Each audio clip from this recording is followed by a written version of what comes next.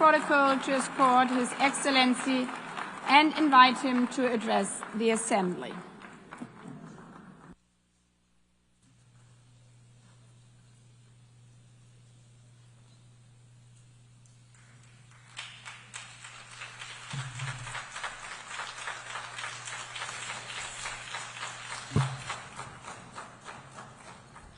Thank you, Madam President, Mr. Secretary General, Excellencies, ladies and gentlemen. At this 80th session of the United Nations General Assembly, I'd like to speak about Africa's role in the future of this organization. However, it's impossible to do that without first considering the collective role that Africa played in its founding, which was small and relatively insignificant. Of the 51 member states involved in the founding of the United Nations in 1945, only 4 were African: Egypt, Ethiopia, Liberia, and South Africa. It is important to point out that the United Nations came into being in the aftermath of World War II because of the inability of its predecessor, the League of Nations, to avert a large-scale global conflict, which had been its guiding purpose when it was founded in 1920 at the end of the First World War. Out of the 42 founding member states of the League of Nations, only 3 were African: Liberia, the Union of South Africa, and Ethiopia. Egypt was to join later in 1937. Africa's overall participation in the organization's founding was minimal and relatively unimportant. That's because before all the other talks and meetings, representatives from a group of 14 nations gathered in Berlin for a series of discussions that began in 1884 and which led to the partitioning and formal colonization of the African continent, which is also called the Scramble for Africa. It has famously been written that past is prologue. Well, in the past, the majority of the 54 nations that now comprise Africa were never offered a seat at the table where plans for a new world order were being drawn. But, Madam President, as fate would have it, the tables are turning, and Africa's role in the authorship of whatever is yet to come for this world is going to be huge, and it will be consequential. According to this organization's own projections, by the year 2050, more than 25% of the world's population is expected to come from the African continent. Additionally, by 2050, 1/3 of all young people aged between 15 to 24 will be residing on the African continent. So you see, the future of this world is African. Allow me to say this once again a little louder for those of you in the back. The future is African.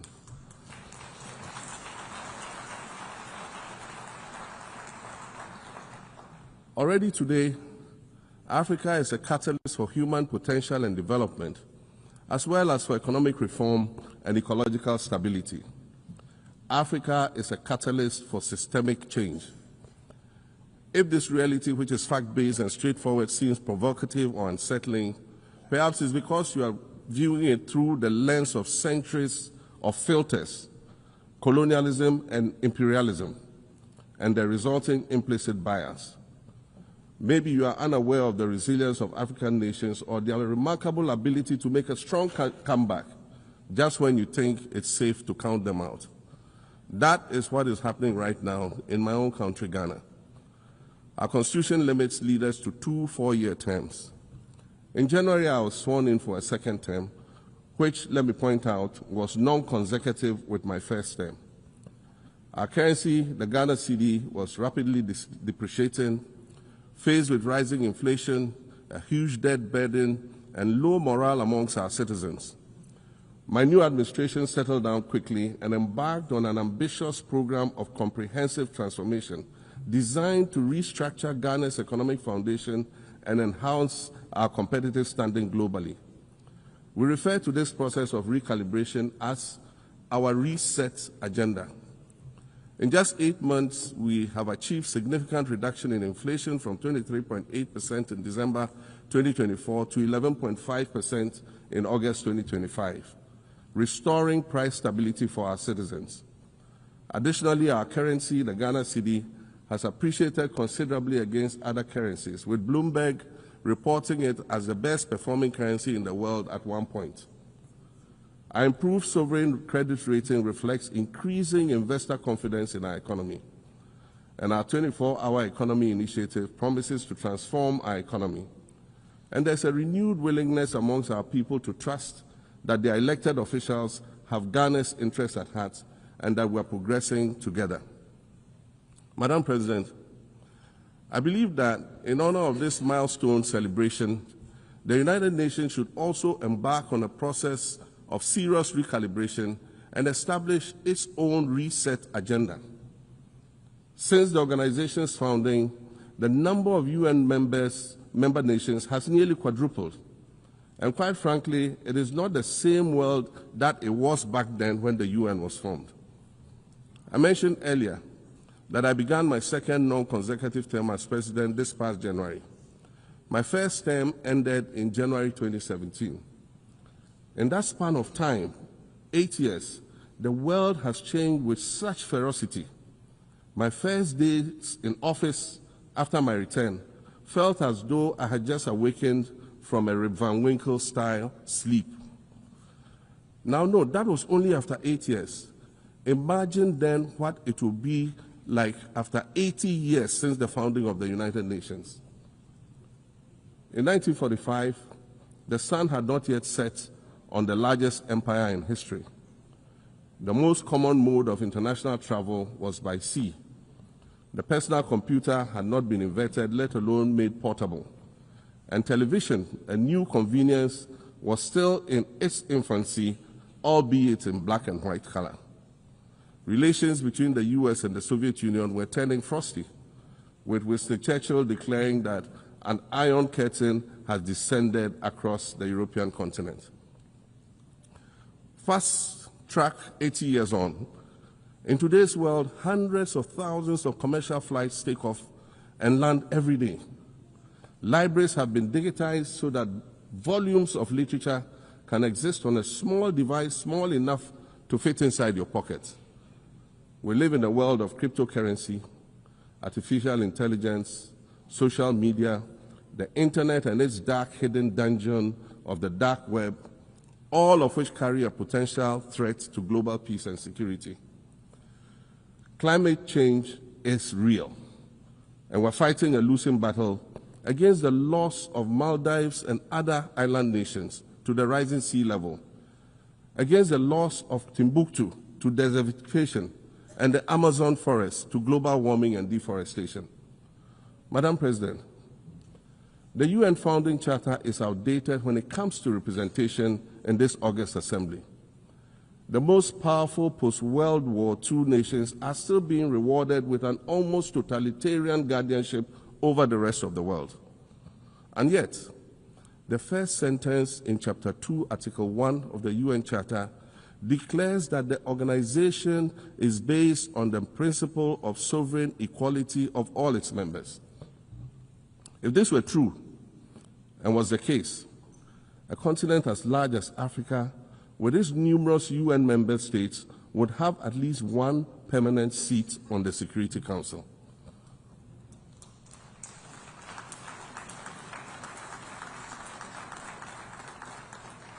Furthermore, we believe that veto power should not be restricted to only 5 nations, nor should it be absolute. There must be a mechanism in this House for the General Assembly to challenge a veto.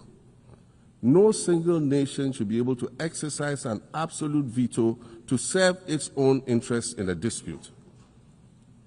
In 1995, during the 50th anniversary of the United Nations, Nelson Mandela stood in this very spot, and he said, "The United Nations has to reassess its role, redefine its profile, and reshape its structures. It should truly reflect the diversity of our universe and ensure equity among the nations in the exercise of power within the system of international relations in general and the Security Council in particular." I close quotations. 30 years later, we African leaders are still making the same simple request for a permanent seat on the Security Council with the power of a veto. So today, Madam President, I stand here in this exact spot and ask the world, if not now, then when? We demand not only a reform of the Security Council, but also a reset of the global financial architecture, which is currently rigged against Africa. Africa must have a greater say in the world's multilateral financial institutions. And while I'm making requests, I'd like to call for the removal of the blockade on Cuba. As Dr. Kwame Nkrumah, our nation's founder, famously said, we seek to be friends with all and enemies to none. The Cuban people shed their blood on African soil in the fight against apartheid. And indeed, Cuba has been and continues to be a faithful friend of Africa. You see, the very fact that I can stand here and ask these things and say these things, and the fact that all nations can ostensibly gather here to address critical global issues, air our grievances, and express our concerns, that is what makes the survival of this organization so important. In every old city or village, you will find a town square, or a courtyard, or a plaza that once served as a gathering space for the citizens of the community and their leaders. Meetings and celebrations were held there, as were trials and elections. And these were spaces that brought people together and held them together as a community. Sadly, time and technology have eroded these spaces. Madam President, in many ways, the United Nations is the proverbial town square of our modern global village. And it has never been more critical for us to protect this one space that brings and holds the world nations together as a community. The internet, social media platforms, and artificial intelligence offer us the illusion of connectivity, when in fact what they do is reinforce isolation by using algorithms that ensure that we do not receive new ideas and perspectives, but rather more of the same content. We are served alternative facts and manipulated images, making it easy to disseminate disinformation and sow seeds of division amongst communities. Madam President, these are dangerous times. Our world is currently experiencing a rise in nationalism and economic instability. There's a general breakdown of multilateralism. Various acts of aggression have been committed against the sovereignty of others, and nations are attempting to circumvent the very safeguards that were put in place to prevent large-scale global conflict. These conditions are all too similar to the ones that led to the League of Nations' failure in fulfilling its mandate. The denial of visas to President Abbas and the Palestinian delegation sets a bad precedent and should be deeply worrying to all member nations of the United Nations. Ghana recognized the state of Palestine in 1988 and supported a two-state solution to the conflict since then. And I say, contrary to the claims of some, a two-state solution would not be a reward for Hamas. It would rather be a reprieve for the hundreds of thousands of innocent women and children and people who are facing collective punishment and forced starvation for no reason other than the fact that they are Palestinian. For nearly 2 years and for the fear of reprisals, we here in this General Assembly have been playing hide and seek with language to find the right words to help us avoid or excuse what we all know is taking place in Gaza. But here's the thing, it doesn't matter what you call it.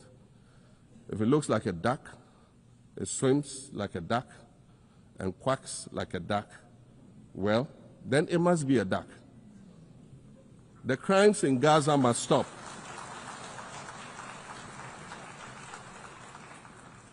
The crimes in Gaza must stop.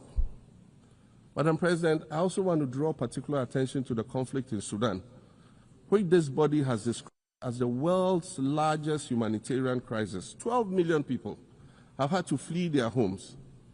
And when we speak of migration, we refer to the 12 million new Sudanese refugees, whom we as a global community should be willing to assist in much the same way that many member nations readily assisted new refugees coming out of Ukraine. Let's dispense with the euphemisms and dog whistles and speak frankly. It is not a mystery that when leaders of Western nations complain of their migration problems, they are often referring to immigrants from the global south. But many of those immigrants are climate refugees. And interestingly, the global north emits 75% more greenhouse gases than the global south. However, the effects of climate change are more severe in the global south because we lack the resources to address them effectively. And so when the desert encroaches on our villages and towns and they become unlivable, we are forced to flee. Wassan Shire, a Somali-born prophet, a Somali-British poet born in Kenya to Somalian refugee parents, was London's first youth poet laureate. She writes in her poem titled Home. And it says, you have to understand that no one puts their children in a boat unless the water is safer than the land. No one bends their palms under trains beneath carriages. No one spends days and nights in the stomach of a truck feeding on newspaper unless the miles traveled mean something more than just a journey. Madam President, we cannot normalize cruelty. We cannot normalize hatred. We cannot normalize xenophobia and racism.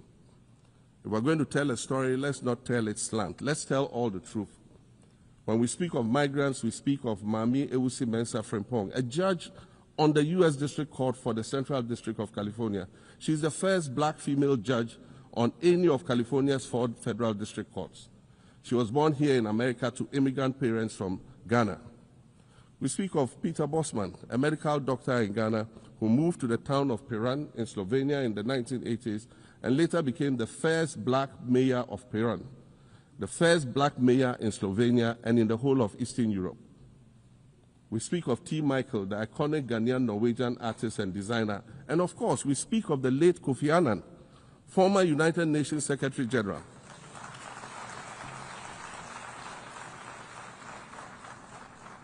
Former United Nations Secretary General and Nobel Peace Prize recipient, who was born in Ghana but spent his adulthood in various places in America and Europe. These are people who have brought great distinction to the countries that they decided to call home. Just as the migrants and the children of migrants before them did, I dare say these are not invaders. These are not criminals. Madam President, the slave trade must be recognized as the greatest crime against humanity. As the African champion on reparations, Ghana intends to introduce a motion in this August body to that effect. More than 12.5 million Africans were forcibly taken against their will and transported to create wealth for the powerful Western nations. We must demand reparations for the enslavement of our people and the colonization of our land that resulted in the theft of our natural resources, as well as the looting of artifacts and other items of cultural heritage that have yet to be returned in total. We recognize the value of our land and the value of our lives, as did our colonizers, as well as the governments that happily paid reparations to former slave owners as compensation for the loss of their property, in quotes, and that property for which they received compensation was paid referred to enslaved people who had been freed. Madam President, an increasingly insecure world is witnessing upward spending on defense budgets of bilateral partners and steep cuts in official development assistance. Since July 2024, it is estimated that there's been a 40% drop in humanitarian aid globally. In this era of global uncertainty, Africa must exercise sovereignty over its natural resources to raise the necessary funds to ensure the well-being of its citizens. The days of parceling out vast concession areas to foreign interests for exploitation must come to an end. We'll continue to welcome foreign investment, but we must negotiate better for a bigger share of the natural resources that belong to us. And we must insist on value addition to these resources. We're tired of the continued image of poverty-stricken, disease-ridden rural communities living at the periphery of huge foreign-controlled natural resource concession areas. We're tired of having people extract the most they can from us and in return offer us the very least by way of respect, consideration, and dignity. We're tired of not being represented in ways that reveal the richness and complexity of our history or acknowledge all that we have overcome to arrive here in this liminal space of untold possibilities. Allow me to echo the Indian-American writer Arundhati Roy, who wrote, "Another world is not only possible, she is on her way. On a quiet day, I can hear her briefing." I want to add that for the sake of Africa, and quite selfishly for the sake of my 18-year-old daughter, I hope that this new world that is arriving is a place of safety and equality for women and girls. To succeed, we must empower everyone, including women and girls, to reach their full potential. In closing, Madam President, I'd like to congratulate you on your election to preside over this historic 80th General Assembly and on being the 5th woman to hold this distinction. I'd also like to congratulate Her Excellency Nana Jane Opoku-Agyeman on being the first woman Vice President of Ghana.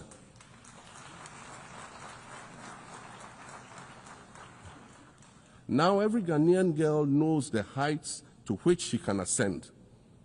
Words matter, but issues of representation matter even more, which is why Ghana looks forward to the appointment of a woman as Secretary General of this organization in the near future. Madam President, Your Excellencies, I thank you for your kind attention.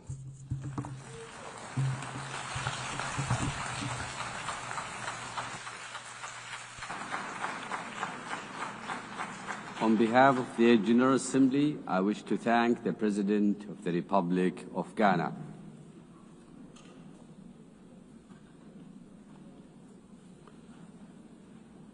The Assembly will hear an address by His Excellency Omaho O.C.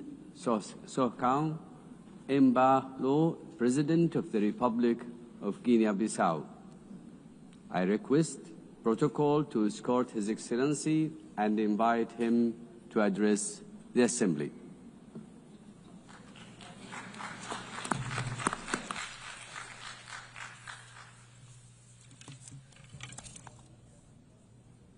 Senhora Presidente da Assembleia Geral, ilustres chefes de Estado e de Governo, Senhor Secretário-Geral, minhas senhoras e meus senhores. Permitam-me iniciar a minha intervenção felicitando a senhora Anela Bariboc pela sua eleição à presidência da 80ª Sessão da Assembleia Geral das Nações Unidas. Agradeço ao presidente cessante, Philomene Yang, pelos serviços prestados à comunidade internacional. Ao senhor secretário-geral António Guterres, quero retirar o pleno apoio da Guiné-Bissau pelos seus esforços incansáveis em prol da paz mundial, da cooperação internacional, do multilateralismo e do desenvolvimento sustentável. Excelências, minhas senhoras e meus senhores, há 80 anos, os fundadores da ONU comprometeram-se a preservar as gerações futuras do flagelo da guerra. Essa promessa, infelizmente, não foi plenamente cumprida. Todavia, esse compromisso, assumido por cada um de nós ou dos Estados